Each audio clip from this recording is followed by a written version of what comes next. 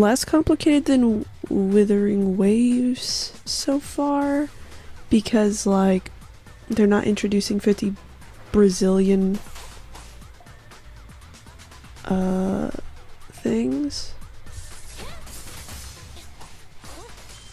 And I don't know why, but like the buttons you actually push to fight look like really, really cheap compared to like Genshin. Lore dropping. Subtly lore dropping. Also, what is it with the Hoyoverse and falling into holes that all like look like the Abyss or going to different worlds? He has guns. I like this. Okay, we can rapid fire. I like how like dark this already is, because you know from the opening when you're downloading the game that there was like an apocalypse of some kind or something went horribly wrong. We're literally about to kill a guy because he's mutating or corrupting or whatever. Damn it. He's almost completely mutated. And I could see like there being this many cutscenes for the beginning, like an introduction, but from what I've heard is there's literally no plot, and that there's way too many cutscenes. Like the art's good, the music's good, the storytelling's good. Do I actually know what's going on? Where is the main character? Like here we are. This feels kind of like Persona. So now we know how this ties into the main characters after probably 30 minutes. It looks lower budget graphics than Genshin.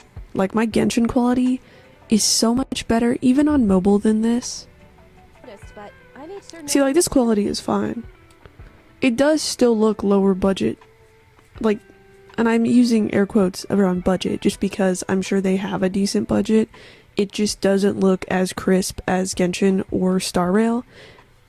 I can't tell if this is the main story quest and that's why it has like this bougie like 3-cut screen, or if this is just how all the conversations are gonna be. I also like how they're doing the little recaps instead of it just being like, let me tell you, and then it cuts to black. They're giving you an option to actually read what is being, you know, brushed over, whereas in Genshin, I feel like it pops up for like 2 seconds and it's like a paragraph, and there's no way to pause. Well, why do you really want to read it? You just experienced it. Well, maybe I want to read the little summary because maybe it's going to say something I forgot. Although I do like this as a concept because it's like, oh, I want to focus on plot. Or I'm just here to fight some stuff. But I think you're doing a game a disservice if you just purely focus on one or the other. Okay, this 3D is so good. They look like clay. I do like it. The characters are interesting. I do think it's funny though that Billy is probably an android and Ambi is human, and their personalities are that of the opposite. So Ambi sounds very robotic and Billy sounds very human. I really don't know how I feel about this. It's not as bad as everybody made it out to be, but then again, I don't even know what level I am. Maybe it gets worse by level 15 when everything unlocks. Or maybe it's bad until you get to level 15, because maybe it takes forever and a day to get there. And there's like minimal world exploration, maybe just because I'm in like a tutorial almost. Honkai has minimal exploration as well, which kind of sucks. And there's no side quests yet, so that's also interesting. So I'm probably still in a tutorial mode, because I'm sure they will show side quests at some point. There's not much else to say. Like, if the game really sucked, I would have been like, wow, this is horrible. There is plot, from what I can tell. I don't know why people were saying there is no plot. They're trying to find a box because it's for a client. What client? We don't know. Are there a lot of cutscenes? Yeah. I do like that it is control compatible. I can use my Switch controllers, my PS controller. As mentioned earlier, the crispness,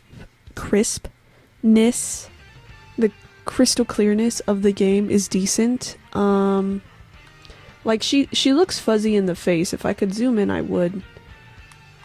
But like in Genshin, I feel like it's a little more crisp. Not sure if that was by choice or what for this game.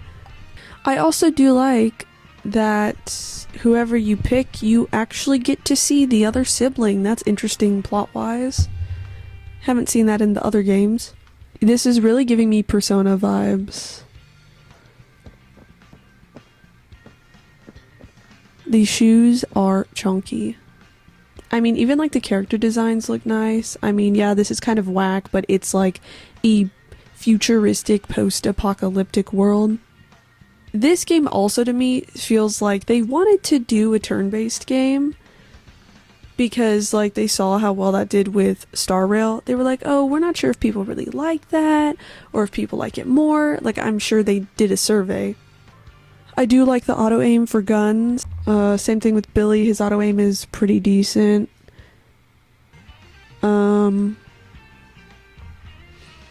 I do like that there's more dialogue. It's less for me to read because I don't like reading video game dialogue that much. It makes it so hard to stay engaged. So, better than that than the other games that Hoyoverse has made recently.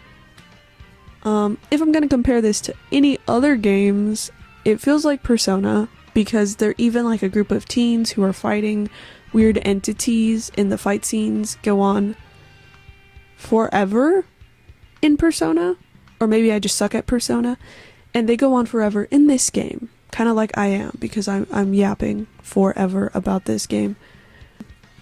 I'm sure there's a lot of info I'm missing because I'm in early game. I don't even know what level I am. I'm level 4, anonymous user. I don't even know how to change my name in this game. I mean, I like the game so far overall. I like the lighting though, like you can see where the rays are from the skylight. That's pretty dope. There's also a lack of a jump button in this game, I have noticed, which makes me think I cannot fall off of ledges, which is nice. So that's basically all I have for on this video, and thank you for watching.